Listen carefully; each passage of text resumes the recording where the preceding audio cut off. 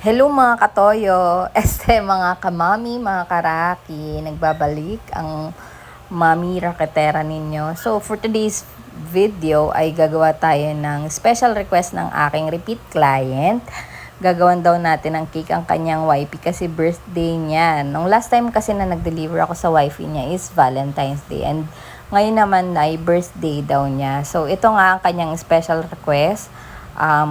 Ang toyo daw yung team nung cake. So, sinenda naman natin siya kahit na napakahirap mag-achieve ng red and black. Pero, ito na rin yung, ito kasi talaga yung usual na design niya at maganda naman talaga siya tingnan. So, ayan. Hindi naman naging mahirap sa akin magpa-red and black nitong cake. At, naging maayos naman.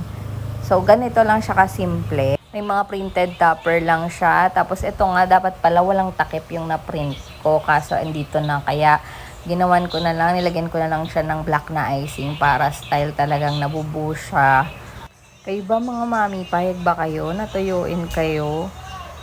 Hindi lang naman tayong tuyuin, di ba? Sila din. Charot. So, ito na yung ating finished product. Ayan, nilinisan na lang natin yung cake board.